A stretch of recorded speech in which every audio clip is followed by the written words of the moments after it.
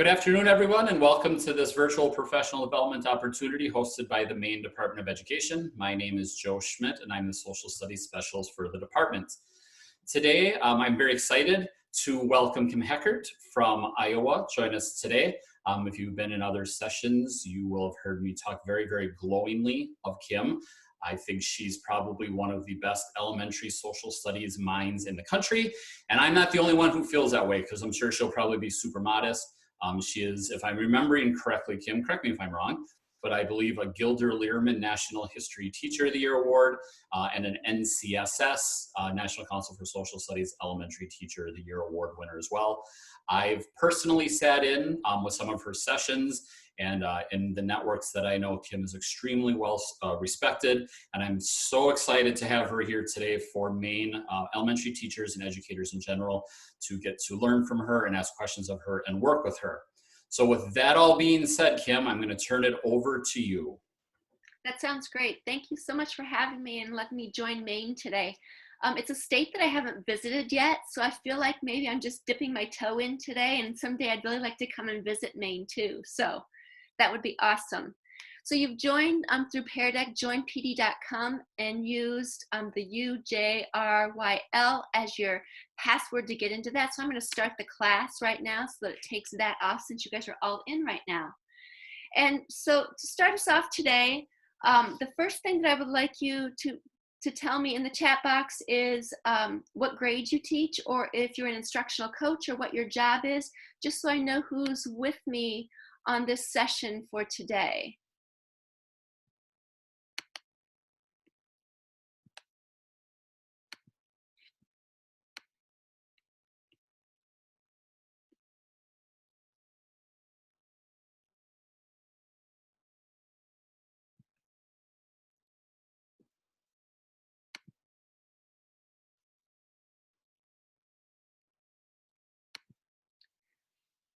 All right.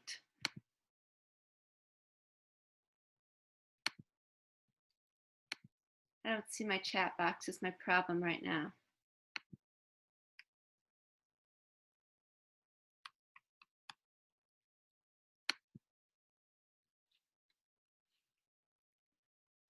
Joe, can I have you take off their mutes if they're not already taken off? Everybody has the ability to unmute themselves. Perfect, thank you. All right. So welcome to Helping Students. We're going to be looking at how to pique students' curiosity, wonder about the world, and generate and answer questions is really the focus of this session today. I have found that getting kids to ask questions across everything that they do throughout the day, because I feel like social studies isn't just a time block during your day, but social studies really is your day, and you are constantly working in social studies types of things throughout. And so in knowing that, the most important thing is to not stop questioning. And so curiosity has its own reason for existing, is what Albert Einstein says. His idea of curiosity is one that I try and embed within my students so that they're constantly asking questions and trying to figure things out. Because that's the whole idea of inquiry and getting kids to think about social studies more through a lens of asking questions rather than just having it be a read the book and answer the questions at the end of the story, or that type of thing, end of the chapter if you have a textbook. And so I will be looking at 10 different ways to incorporate inquiry into your classroom. A lot of these will be social studies ways. Others will connect to other subject areas that you teach also, but just keep in mind that there are 10 different ways. There are not ways that I necessarily thought of per se, but instead the Curious Classroom is where these 10 ideas come from. But I will tell you, as I go through them, you're going to go, oh, I already do that. I already do that. And when I first read this book, I thought the same thing. But it gave me lots of ideas of how to manage classroom management-wise, and how to incorporate them more into my social studies as I went. And so the idea of putting inquiry into the hearts and minds of students is really the way to approach that idea of inquiry versus coverage. So as teachers, you know, we're always thinking to ourselves, I have to get this covered, I have to get this content in, I have to do this, I have to do this. But instead, if we think of it as an inquiry approach rather than the coverage approach, it helps flip kids' thinking and teachers' thinking so that we as educators are now focusing on how to teach kids to think, to problem solve, to research, to vet things, to collaborate, to analyze, to critique, and then to present those things out. So key shifts in this idea of thinking in this way is, one, to always honor kids' questions. Sometimes they ask really good questions, and sometimes, as we know, they don't. And so it's also trying to teach kids how to ask good questions in that way.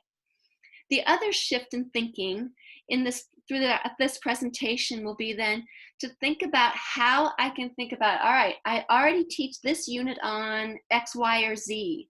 How do I get kids to really get engaged and be curious about that topic through questioning and through wondering and curiosity, rather than saying, well, this standard says this, so I have to teach it exactly like this, or this standard says this. Instead, it's getting kids to ask the questions, and then we move them into trying to help them navigate those questions. So the very first way, so you're going to start noticing numbers coming up now. So my first way is, the first one is to demonstrate your own curiosity. So when we get kids to start being curious about things, they automatically ask questions, as we all know. Some books at the very beginning of the school year that I engage kids in are We Are Wonders, just so that they have the sense of their own identity and them being, everybody's different, no one's the same, and because you are who you are makes you be a wonder. And so this is always a story I read at the very beginning. Another one that I read to them is Never Stop Wondering. This has some more sciencey types things in it rather than social studies. So where it says science in the text, I say science and social studies when I'm reading it to them, because it asks them to really start thinking about questioning and wondering things that are out there. And then another book that I use throughout the whole school year is 365 Days of Wonder, where it offers up a quote every day, and it has kids ask questions about that quote each day. And so we do what's called a quote of a day at our class meetings, our morning meetings each day too. So these books right here are one way to start helping kids develop their own curiosity. It's not the only way, but it's one way that I get them to do that. Another way is to start a Wonder notebook. I used to use a spiral notebook, and the kids have different tabs and stuff that we put into it. And I'll talk more about that as we go. But one thing that I have them do when after we read that I Am Wonder book, I Am a Wonder, I have them just have a page about questions they have about themselves. So this is one of my students from this school year. Like, why do my nails hurt when I cut them? Why are my ears so small? Why is my hair yellow and brown? Things like that. Just things about themselves that they're wondering, because having the identity piece about themselves is important first when we're thinking about that idea of social studies and why people are different than us and why we can accept ourselves as being who we are. So one thing about curiosity is to be curious about themselves. Another thing that I help with to get the curiosity going is we create a curiosity wheel. And there are two parts to it. This overlays over the top of it, and it ends up looking like this when you have it all together right here with the little brad in the center of it, okay? I have put some links into this presentation, so if you wanted that link to the curiosity wheel for your students to be able to use, right here is that wheel. If you would like an anchor lesson for it to be able to use that curiosity wheel, Mystery Science is where this actually comes from, and I get the idea that this is a science thing, but when you go into the curiosity wheel to this link right here, you can actually change anything that's on the wheel. All of them were science things, but I changed some of them into social studies things also. So I have social studies and science things on my curiosity wheel. The Mystery Science lesson has them look at their hand, observe it, see what they notice about it, ask questions about it. So it's not just the idea that it's science, but instead it's about that identity piece about themselves again too. So creating a curiosity wheel, and then we put this into their student notebooks when we're done. If you don't have Mystery Science, right now I know they have free subscriptions to all of it. If you want to go in and look at that lesson, I also linked that in there too. It's in the back to school lessons. And so this is another lesson that I would use as an anchor lesson at the very beginning of the school year.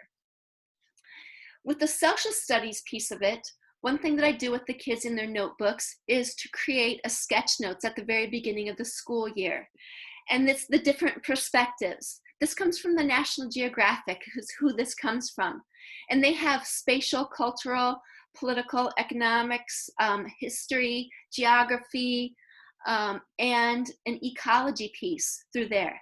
And so what we do while I'm talking to the kids about these different perspectives that they're going to be asking all sorts of questions throughout the school year, then we start talking about what questions somebody might ask if you were thinking through that lens. And we're going to dig into just 4 social studies lenses of history, geography, political scientists, and economists as we get going too. But National Geographic puts social studies and science, and they like to pair them together and have you work together within those curriculums. And so while doing that, the kids actually created a sketch notes as I introduced each one of these. And this is a part of also of their, what we call a Wonder Notebook. And so it's the idea then of thinking about themselves and their world. So then after I introduced this whole idea of the perspectives and what a perspective means, and they've created a sketch notes, they started asking some questions that they had about the world. Why are some animals wild and some tame? Why do people sing songs? Why do people make art? Why are girls girls and boys boys? Why is everyone different? Why do people get married? So it's just the whole idea of starting to get them to ask questions at the very beginning of the school year about anything that they're wondering about. Then which leads into what makes a good question. And so I put a link in here that has this, all these bullet points in here. So we really talk about what makes a good question. It's something you have to think really hard about. It's on topic, something that you might know something about, but you really want to dig deeper into it, that you might have to ask an expert, or you might have to do some research or some experiments about it, that's interesting to you. They could have follow-up questions, should help others learn. And then we talk about the W questions and what you might say to start a question and what would make a good question in that way. So this is also in their Wonder Notebook. Here's what we call all of those. So I'm going to pause right now just to see if you have anything, if you'd like to go into Pear Deck right now and see if you have any questions thus far.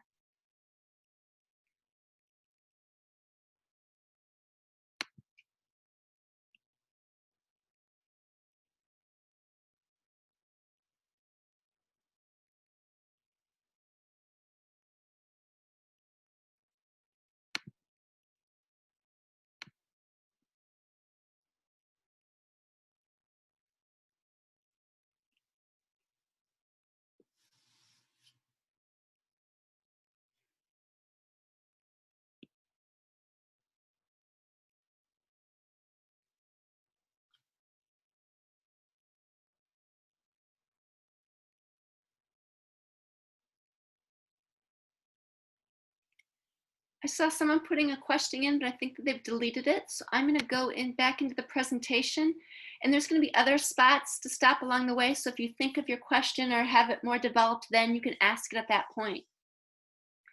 The next, number 2, way out of the top 10 ways is to investigate ourselves and our classmates. And so these are things when I was reading The Curious Classroom that we as elementary teachers are really good at. It's like building that classroom community, really having kids work together, know that they have a place within your classroom, you learning who they are, they're learning who you are, they're learning the makeup of your class. And one way to do that is through morning and closing procedures. So my class starts with a morning meeting every morning, and we do like a chat pack thing. It has a social studies question that goes along with it. They get to ask a question, they set a goal for themselves for that day, and then we start with the morning greeting and things like that in the morning, and then we go right into like what are our learning targets, that what we're going to be learning about for the day. And at the end of the day, then we spend the last 5 to 7 minutes of the day, because each of those is about 5 to 7 minutes, and at the closing, did they meet their goal for that day that they had set in the morning, and something that they really liked about the day.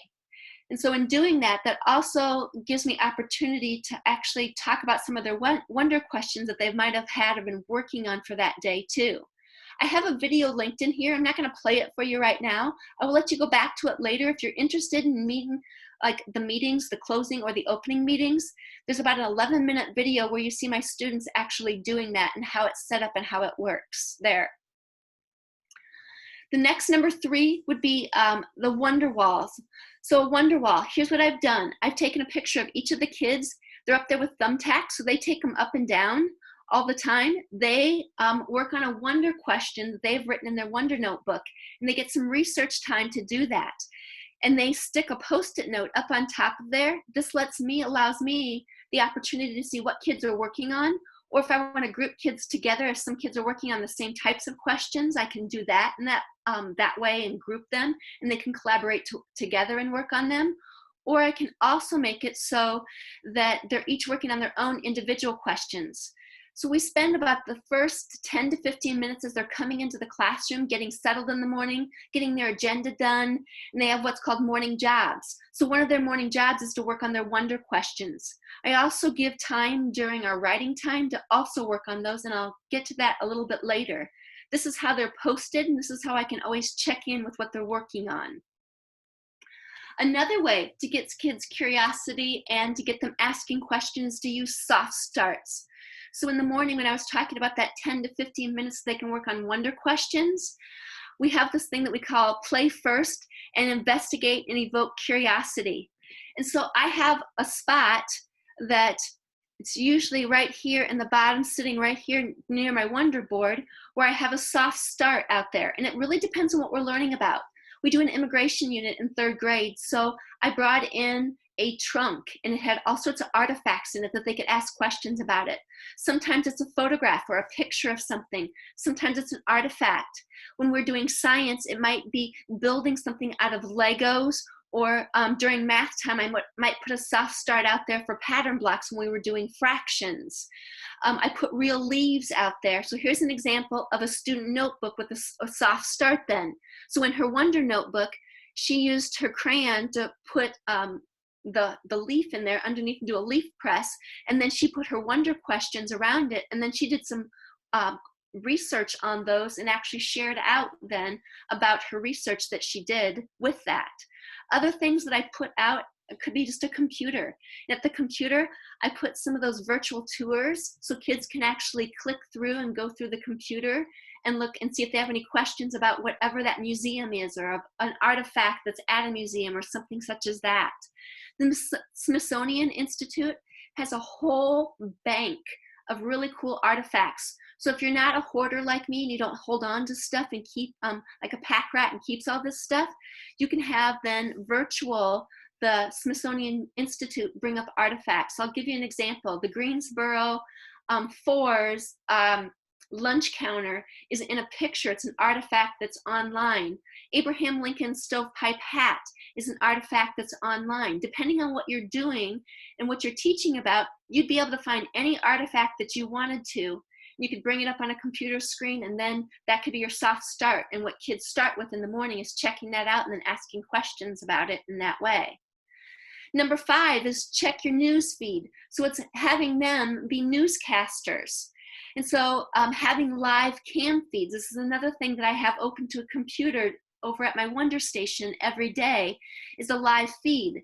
In Iowa, we have the Decorah Eagles, and there's a live cam feed in with these eagles, and it's there all year round. So they can see the eggs being laid, they can see after they've hatched, they can see them feeding their babies, they can see them flying in and out. It's just kind of a cool thing for the kids to be able to ask questions about and do some research about. There's other live cam feeds. I always leave the Decorah one up just because it's an Iowa connection for us, but these live cam feeds are all over the country. So there's even one that we put up when we were doing a science unit about different habitats. I had different live feeds up on different computers so they could see like what it looked like in Africa versus the Decorah eagle's nest being made in habitats and that type of thing too. So having them gather and tell about those, going back to that who, what, when, where, why, being that newscaster to tell about that is one thing that I do with them too. Number 6 is hang out with an expert. So after they've developed all their questions, if they're working on some research, one thing that I always like to do is bring in experts. So if you become a National Geographic educator, if none of you are, I would definitely recommend doing that. There's the link of how to do it in here. When you become a National Geographic educator, then you have free access to Nat Geo explorers all over the world. And you can Skype with them and go on Google Hangouts with them. So my class got to Skype with an oceanographer. They got to Skype with someone doing research in the rainforest about cultures there, and one about doing about ants there. So there's all sorts of ways and different people all over, like I said, the world to become experts, and then you have free access to that. It does not cost you anything. You get graduate credit for actually doing it also, and then you're a part of the National Geographic Educators Collaboration. So that means that you have access to get on at any time and say, hey, I'm looking for some materials about da-da-da-da. And you put it out there to the collaborators and they all respond to you. They'll give you all sorts of information and resources to go with those.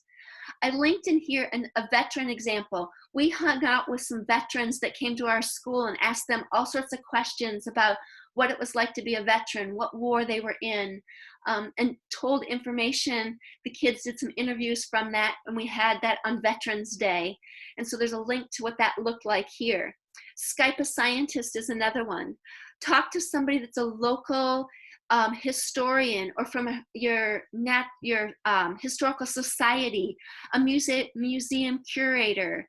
Just having kids read books online with authors or people could be considered an expert too. Interviewing a historian, a geographer, anybody in the social studies field, an economist. It could be a college professor if you needed it to be. It could be a high school student, or it could be a high school teacher in that way too, that the kids have questions about something you're learning about in social studies. Again, it just gets their curiosity piqued, and that they get to talk to somebody who's considered an expert is always a good thing. Another thing is to pursue their own inquiries. So I was saying my kids come up with their own questions all the time. They can have their Wonder Notebook out anytime that I'm teaching during the day. They can write down questions in it. They have opportunities every morning when they come into the classroom during that soft start time to work on those questions during that time. I also let them work on them during writing time, because their research skills, their informational texts, they can write a summary to do it. So that's a writing piece there. They can make a sketch notes by what they've learned. They can do their Wonder website. And so what we have done is created, after they get done with all of their Wonder questions, they present them to the class on Fridays. They can sign up for a Wonder sharing time, and they get to present their questions out. The rest of the kids in the class get to ask them questions about whatever topic it is that they have researched. And then from there, they type it into their own Google website. Now, all I've done is gone into Google and created a site for each one of them, put their name on it, and they take their Wonder question, type in their question, teaches them also how to upload a picture to it, and has to have the sourcing and the citing of their information on it too. So it's practicing all the skills that we have in our social studies standards. There's a couple of different examples. After the school year last year, I made them into PDFs because I could share them from the Wonder site. You have the capability of doing that, and then I could share it with their parents, all their Wonder questions from the whole school year. And it also then, the kids were pretty impressed with themselves that they had created their own website. And so there's lots of different ways to share out those Wonder questions too. Another way is to teach the kids the question formulation technique. Give me a thumbs up if you've ever heard of this before. So it's a new one. One person has already heard of it before. The rules of it. What you do is you give kids a statement. It could be a quote from somebody famous in history. It could be a short video that you give them. It could be a primary source where it's an image of some kind. It could be a painting. It can be actually anything that you can think that they can generate questions out of, okay? Their job in a small collaborative group is going to be ask questions, determine whether those are open and closed. For example, we don't use open and closed in my neck of the woods. We say thin questions and thick questions, like right there in the text, or would I have to research or do more and find more information to answer it? That's what open and closed means. They prioritize their questions because, as we know, kids come up with lots and lots of questions. So then when we go back to thinking about it, I say to the kids, all right, does this work with our compelling question, or our supporting question, our essential question? If it's going to help us answer that, that's probably a good priority question. I want to prioritize that one as one that I really want to find the answer to. Does it really matter what color the girl's dress was in the picture? Maybe not. Okay, that's probably not a priority question for us then. Is a question about, you know, why might they be in poverty by looking at this picture? That might be one I really want to ask more and find out more about. So then they answer their questions with claims and evidence. We have different rules as we're having kids do a QFT process. They ask as many questions as they can. They pass a piece of paper and a pencil around as they're doing that. They don't stop and judge anybody's question while doing it. They write down their questions just exactly as it's stated. If it's a statement instead of a question, they can change it into a question in that way. There is a video link in here. If you're not familiar with QFT process, it's a fantastic one. I use it always, always for hooks for new units. And we start with the QFT process just because it tells me what kids do and don't know about a topic that we're working on or going to be starting. And it also then helps us sort out what are the best questions that we really want to dive deeper into to answering while we're doing an inquiry type of base thing. So as I said, we've got a QFT link in there that if you'd like to see it in action and how a teacher has done it, you sure can click back onto that a little bit later. Another way, when we're looking at kids going into mini Qs or looking at their own questions, is ways that kids can share out their questions. So this is another thing that I'm doing with kids. As they are finding answers to their questions, then they could put it into a sketch note format, as this one did. So this student's question was, how did people get out of the Twin Towers? So we were learning about 9/11 is what we were learning about. And she wanted to know how the people who did survive got out. And so I had some choice boards and stuff for the kids to look at, and some books and some different websites that they went to. She answered her question. She put it into this format. And then on Friday is during writing time, we have a Wonder share out time. And so the kids sign up to share out their Wonder questions. And so she comes and puts it underneath the document camera for all the kids to be able to see. She tells the answer to her after she states her question and tells her information that she found, where she found it at, and what sources she used to find it. And then the kids can ask up to 5 questions about her topic. If she doesn't know the answer, she says, that's a really good idea for a question. You might want to use that one as your own Wonder question. Or if she found the information that they're asking her about, then she can tell it at that point in time too. How is paper made? This student is another way that I teach them to share out as like a steps in a process. This one has a main question at the top that we were using as a supporting question in an inquiry that they were looking at. And how does something impact people? How does movement impact people was our overall question. And so we were looking at different ways it was impacting people. And so then after that, she actually used Seesaw to record her information that she found out with it too. How does movement impact people was this one. And then this was another question she has, why is so much made in China? And so she did some research on that question here. So these are all questions that kids have that they're just wondering and that they're asking themselves. Okay, so I'm going to pause again and see if there's anybody who has any questions at this point.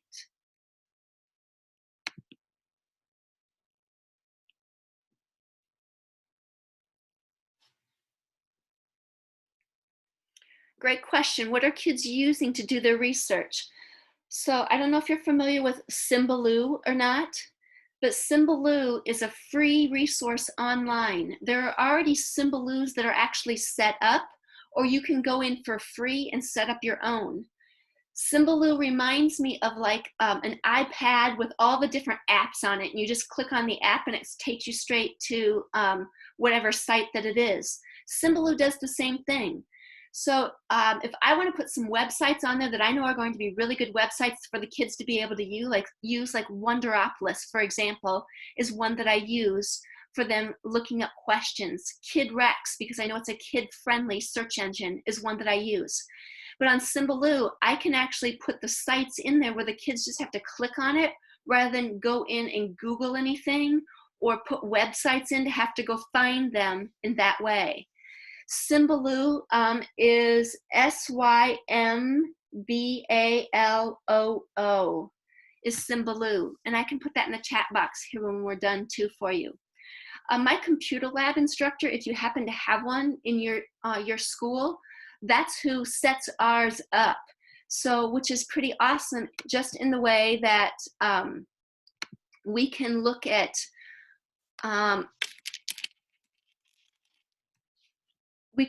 how to have them help us set up those sites in that way too.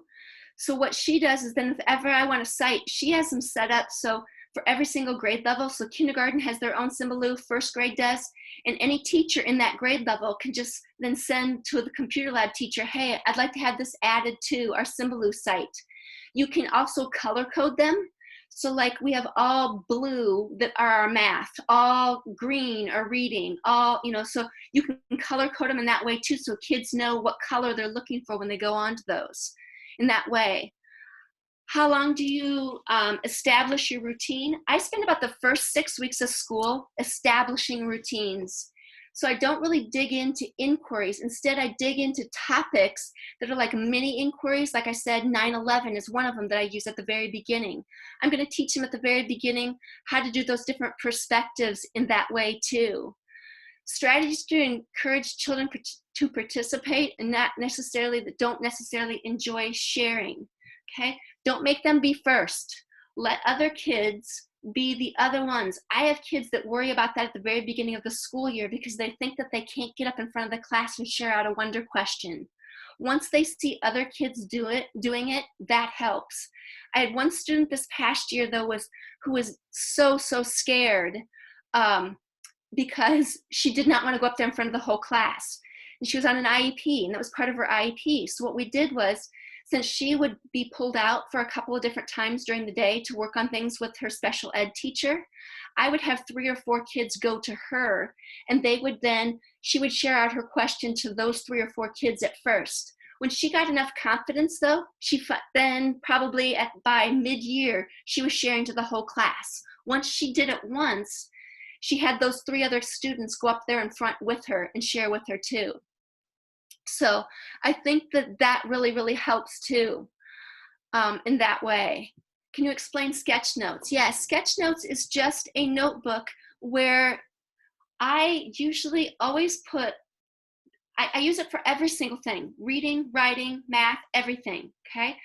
But for social studies, whatever their supporting question is, they write it at the top of their page. When I'm done teaching a lesson, they use pictures or words to actually be able to draw something into their sketch notes that they learned for that day. And then that helps them remember whatever the concept was. So it's really a formative assessment. And then at the very end of it, when we're done learning about that supporting question, then what they do is they read their supporting question into Seesaw, and they tell me all the things that they can use now to answer that supporting question because they've drawn in there every single day. Some kids like to do all pictures. Some kids like to do all words. Some kids like to do both. And you're going to see some examples of those as we keep moving too. Do you have any strategies or ways to encourage children to participate? I think we did that one already. Let's see here.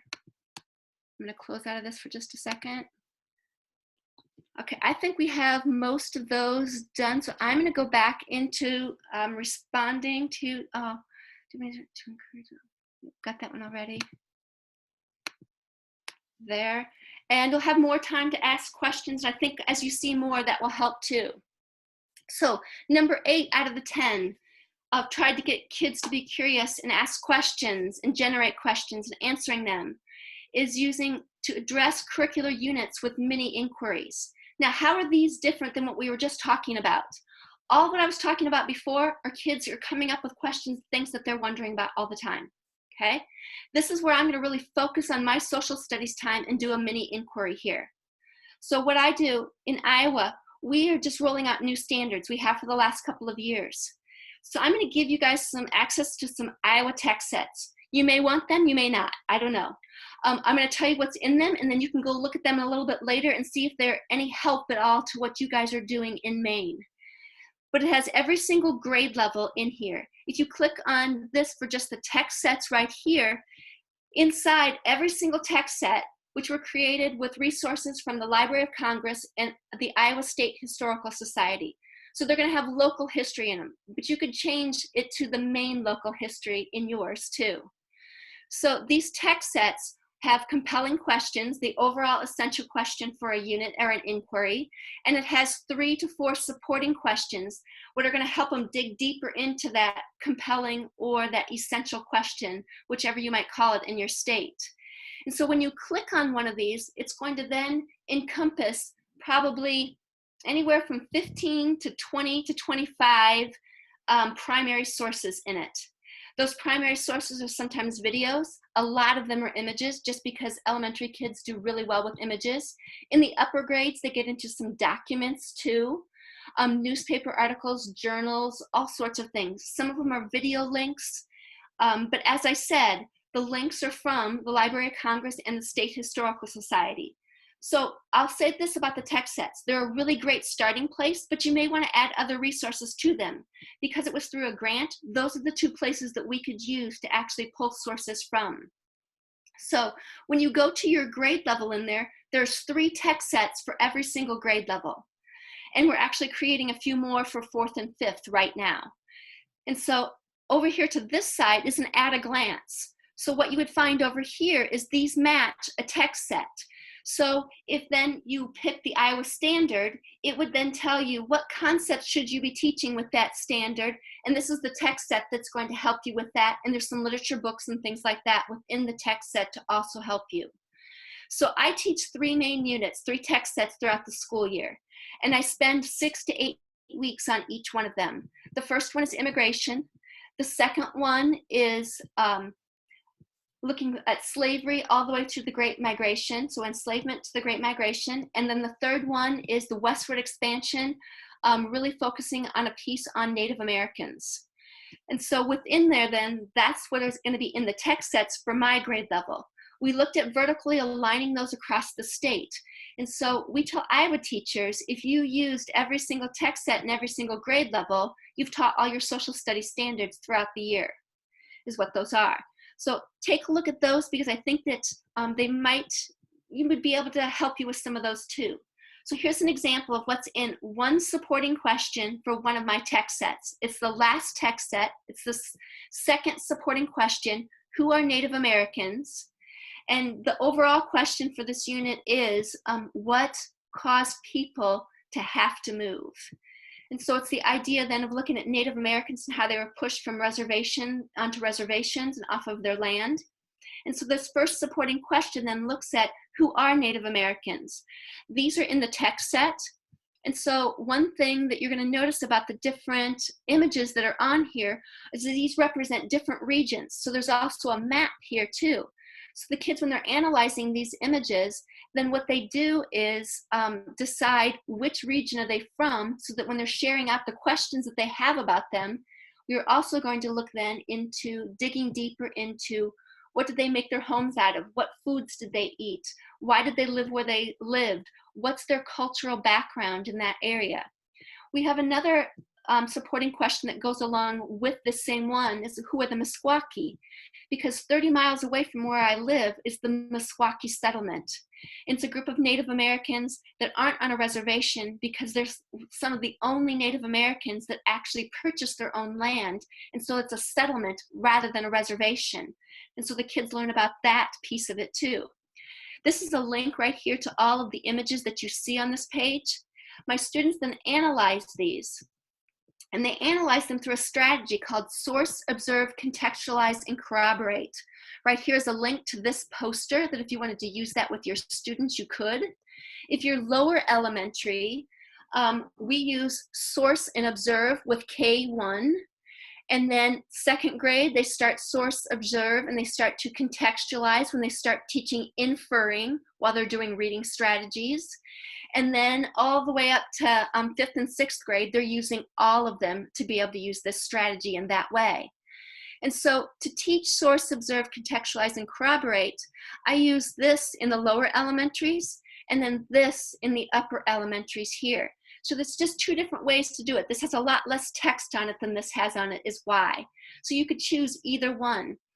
But what the kids do, what I teach them is thinking about always looking at the source before you look at any of the picture. You look at what the source says, look at the author, look at the information. Then I can start observing about it, what it looks like, what you think about it, what do you see within it.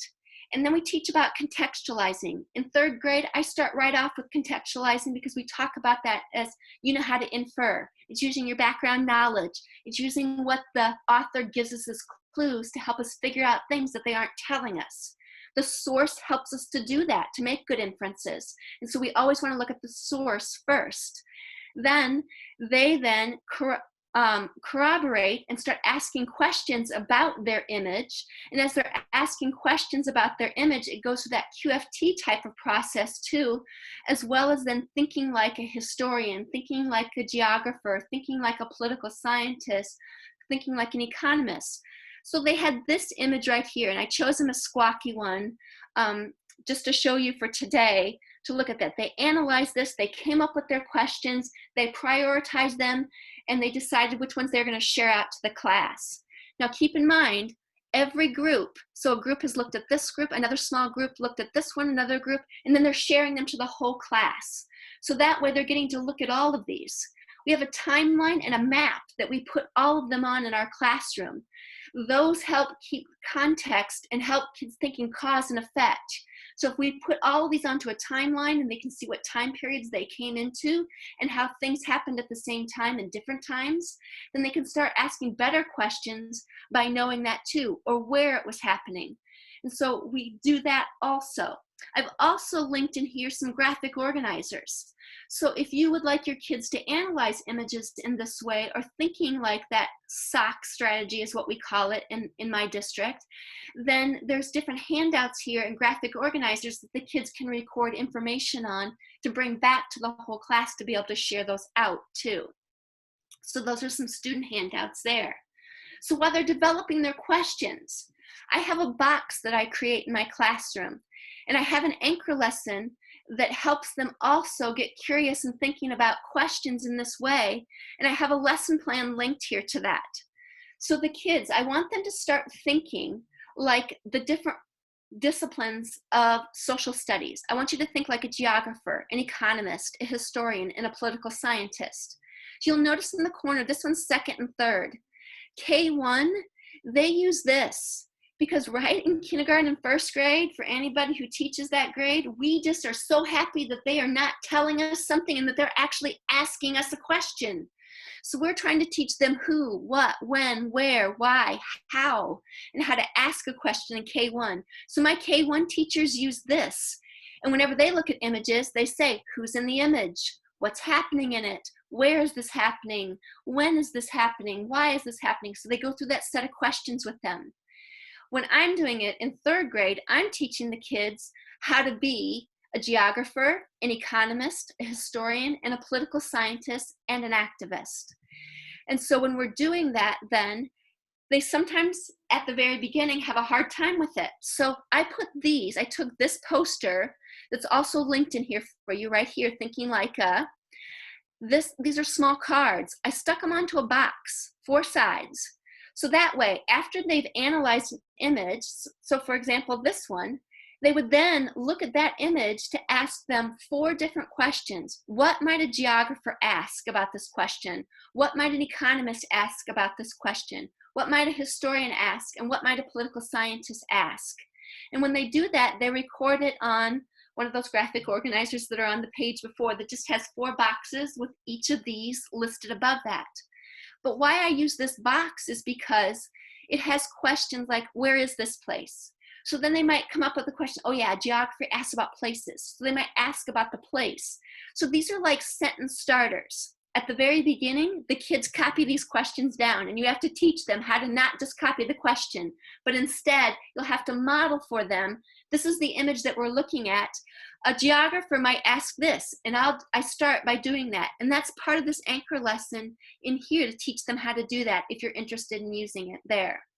I also linked in here middle school and high school just because we have a vertical alignment in the state of Iowa of these questioning cards and what it looks like all the way to kindergarten to 12th grade, that if you have other people who might be interested in that, you could use that. I also use these boxes then to put all my artifacts in them and be able to group kids. So that way then this group gets this question and I have a magnifying glass in there, I have question starters in there, and all the things, the graphic organizer papers are in there. It's just a way for me to organize it is through those boxes. So here is an example right here of the students sharing with the KWL chart is one of the graphic organizers in here, where they've told about the people, the objects, and they've started asking some questions within here. This is, instead of what have I learned, it's where could I learn more about this? What expert would I want to talk to? What website might I go to? I might go to the Library of Congress if it said that in the sourcing of it to find out more about that image, or a book, where would I go in the library, in that way. This is an example right here of a group of students who prioritize their questions, and the ones that they've highlighted here are the ones that they really want to seek answers for, and that's why they're prioritized that way. I have a short video that's in here. I'm not going to take the time to show it just because I want to be able to get through everything. But it's some kids that are actually, they looked at that Meskwaki video. They're the ones that filled out this paper right here, and these are their questions, and they're sharing their questions out as experts to the whole group. And so you can see what that looks like in there too. Now, when it gets to the answering questions, which was somebody asked that earlier, like, where do you give them? Oftentimes I use my reading time and I do read alouds. So these two books right here are both chapter books, and I read these two books aloud to the kids during my literacy time to help them be able to try and answer some of the social studies questions that they've generated. Sometimes I'm going to give them a reading passage. Sometimes I'm going to give them a book. This one happens to be about an activist that they have learned a little bit about.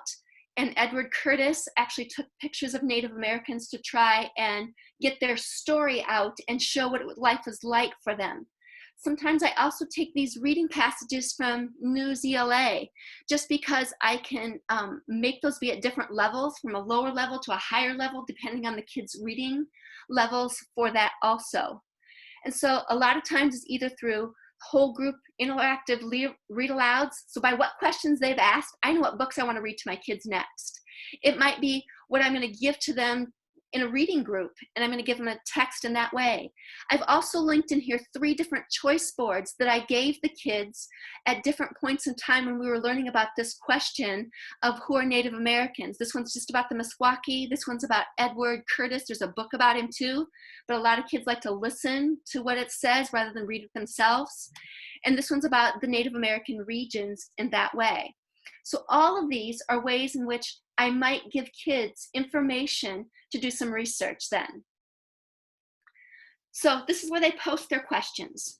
So here's an example then of all the images that the kids looked at, the questions they came up with, and they put them on Post-it notes and they post them on here.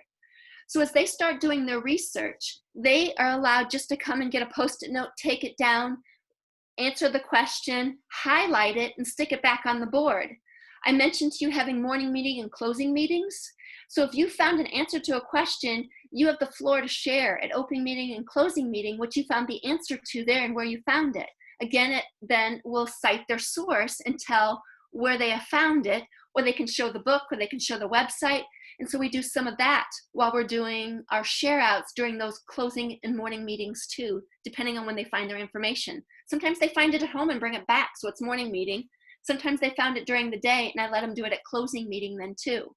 So this is what I would call an inquiry board in my classroom. It's just a whiteboard where I put my overall compelling question, my supporting questions, and then we keep adding evidence to it and things that we're learning and their questions. So they can come back to the very first question if they find an answer to it, 3 weeks in, that's okay. It just makes them take ownership really for the questions and know that what they're asking is really, truly important, and they're not the teacher's questions. So I know we're getting close to the end. I'm going to say this to the very end because I just have 2 more things. Okay. Number 9 is lean into a crisis. If the coronavirus hasn't been a crisis, I don't know what is. But letting kids ask questions about some of those hard things that happen to us in our everyday lives, like the corona epidemic, about talking about a tragedy like Harvey, a hurricane. It could be about homelessness, which this literature book is about that, and it's geared just for elementary kids. There's one about poverty and speaking to poverty. This one's a flicker of hope. It's a social emotional one. I read it to my students at the end of the year when we had a tragedy where I had a girl in my class who 2 of her brothers were killed in a car accident, and how she felt like her flicker was gone, and it gave kids her perspective of what she felt like in that way. And then number 10 is knowing that you should lean and learn on your partners. Look to the pioneers, look to the people who have already started some of this stuff, ask questions with them and learn with them. I put my email address in there. If you have anything that after this presentation you'd like to know more about, by all means, let me know. I am happy to meet with you again. Just Skype with you sometime, Google Meet with you sometime, or whatever you need. So I'm going to leave this back as my very last one to see. I'm going to go back up to the chat box right now and see if we have more questions in there too. There was a question in there earlier, Kim, and I pulled it and threw it in your Pear Deck right away, but otherwise everything's been in the Pear Deck. Perfect. That's why I just wanted to make sure I hadn't missed anybody's questions. So does anybody want to take off your microphone and have anything that you'd like to ask in the last closing minutes? I know I went through that fast. And Kim, if you're okay, I do not have a hard stop at 4 o'clock. The form in case people, and I'm sorry, I'm not thinking, since I've asked you twice already about the thing, but no, as long as people and you are willing to stay, I'm good with them answering whatever questions. And I have till 3:30, which I think is probably 4:30 your time. Yep. Am I right? Yep. Until I have to be on another meet. So if anybody has questions to ask Kim, like I said, I believe she's one of the best, and here's your opportunity after seeing that to ask her some questions. So please take advantage. I have a question. Sure, thank you. I was wondering, because you did like the Native Americans. Mm-hmm. One of the things here is with the old pictures and the recent pictures, do you do the division between that? Yes, we do. So we start off with first looking at just who are Native Americans, because I want them to understand that the Meskwaki people that live really near me are not the only Native American people that there are in the United States. And so we looked at the historical ones for the regions first. And then our next question that we look at are who are the Meskwaki? And we look at the Meskwaki from the past, and we also look at the Meskwaki present day. And I have, like, if we went into the choice boards that I have a powwow in there to show them what their powwow looks like. And actually, anybody can go to a Meskwaki powwow. And so I encourage them, because it's the great harvest. So it's every August. And so they can actually go down to the powwow and actually visit it too, and be a part of that cultural aspect of it too. So yes, we do.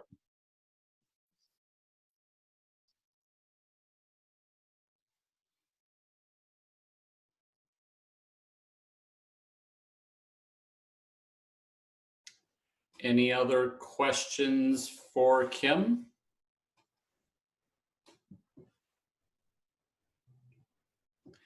I'm curious, Kim, how long it takes. I know you said that you have your computer tech person who will help with the Symbaloo assembly, but when you're putting together a unit, about how long does it take you? How do people work on it? Can you give us a little more detail about that? Yes, when I'm putting a unit together, I'm going to start with the tech set, just because those have already been created for Iowa teachers. And so I start with one of those. And to be honest with you, if you were a new Iowa teacher, I would say just use the tech set and don't try and pull a whole bunch of other resources in. Okay. See what works out of that tech set, and then go from there and say, all right, and here's how I know if more needs to go in it. I start with the compelling question, and I always have kids do a line of learning in their social studies notebooks, and just tell me what they know about it. Yeah. And then when I see it's usually not very much, then I dig into giving them the supporting question next and see what they know about the supporting question. Now, I'm one then that takes an image and then we do a QFT about it. So I'll give you an example. The Manifest Destiny pictures, the one that we use for Native Americans and the Westward Expansion one.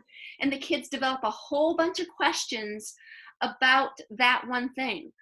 And I like that as an anchor text because everything that's on that is what we're going to dig into through our supporting questions later.